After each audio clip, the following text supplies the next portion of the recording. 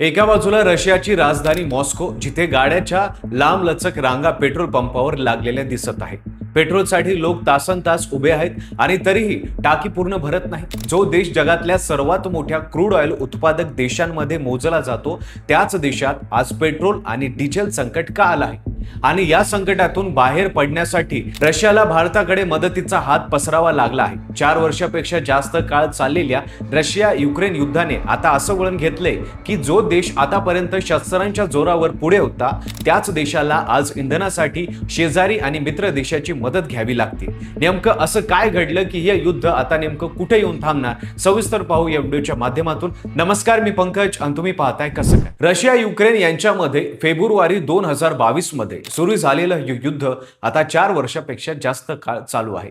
सुरुवातीच्या टप्प्यात रशियाने मोठी आघाडी घेतली आणि युक्रेनचा जवळपास 20% भूभाग आपल्या ताब्यात घेतला. डोनेस्क, झापोरिझिया आणि हेर्सन हे प्रांत आजही रशियाच्या नियंत्रणाखाली आहेत. पण 2023-24 नंतर युक्रेनने रशियाला एका ठराविक रेषेवर रोखून धरलं आणि तेव्हापासून पुढची फार मोठी प्रगती रशियाला करता आली नाही. युद्ध सुरू झालं तेव्हाचं मूळ कारण होतं ते म्हणजे युक्रेन नाटोच्या आणि वेस्टर्न देशाच्या जवळ जातोय याची पुतिन यांना भीती वाटत होती. आजही हीच भीती पुतिन यांच्या मनात कायम आहे आणि त्यामुळेच हे युद्ध थांबवण्यासाठी चर्चा करायला ते अजूनही फारसे उत्सुक दिसत नाहीत.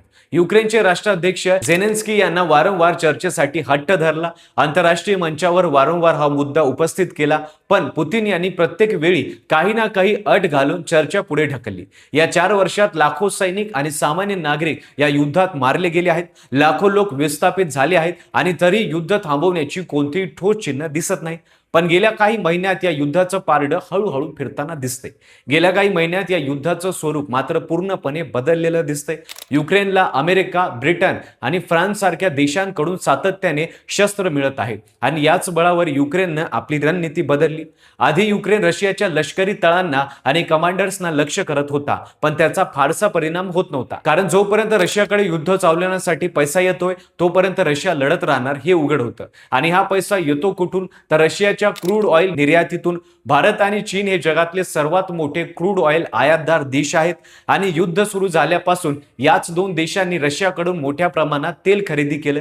हाच पैसा रशिया युद्धासाठी वापरतो असा आरोप अमेरिका आणि युरोपकडून सातत्याने केला जातो. हे लक्षात घेऊन युक्रेननं आपला रुख बदलला आणि थेट रशियाच्या तेल शुद्धीकरण प्रकल्पांवर म्हणजे रिफायनरीजवर हल्ले करायला सुरुवात केली. गेल्या वर्षभरात रशियाच्या डझनभर मोठ्या रिफायनरीजवर ड्रोन आणि लांब पल्ल्यांच्या क्षेपणास्त्रांनी हल्ले झाले आहेत. रियाझान, उफा, यारुस्कावर, क्रास्नोदर अशा अनेक भागातल्या रिफायनरीजला लक्ष्य केलं गेलं आहे आणि युद्ध मॉस्को मधल्या एका मोठ्या रिफायनरीवर तर 2दा हल्ले झाले. जून महिन्यात झालेल्या दुसऱ्या हल्ल्यात लागलेली आग इतकी मोठी होती की तिथली महत्वाची यंत्रणा वर्षअखेरीपर्यंत दुरुस्त होणार नाही असं सांगितलं जातंय. याचा थेट परिणाम रशियाच्या इंधन उत्पादनावर झाला. अंदाजे रशियाच्या एकूण शुद्धीकरण क्षमतेपैकी जवळपास 1/3 क्षमता सध्या ठप्प झालेली आहे आणि पेट्रोलचं उत्पादन जवळपास 17% घटलं आहे. आता गंमत अशी की रशियाकडे क्रूड ऑइलचा तुटवडा नाही, तर तुटवडा आहे ते तेल, पेट्रोल आणि डिझेलमध्ये रूपांतरित करण्याच्या क्षमतेचा. रिफायनरी जर दुरुस्त नसेल तर किती कच्चं तेल असलं तरी गाडीत घालण्यासाठी पेट्रोल तयार होत नाही. या हल्ल्यामागे युक्रेनकडे असलेले एक नवी शस्त्र प्रणाली महत्वाची भूमिका बजावते, ज्याचं नाव आहे फ्लोमिंगो क्षेपणास्त्र.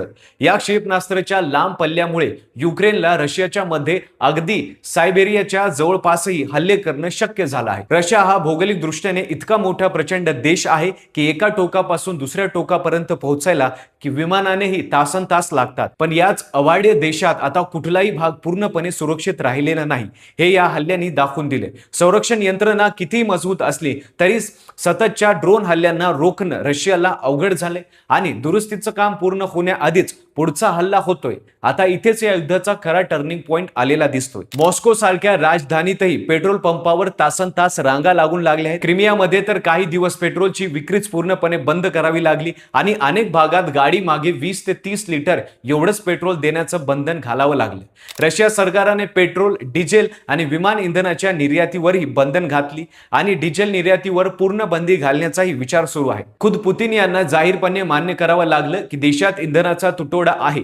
जूनच्या शेवटी एका मुलाखतीत पुतिन म्हणाले की हल्ल्यामुळे समस्या नक्कीच निर्माण होतात, पण परिस्थिती गंभीर नाही असं ते ठामपणे सांगत राहिले.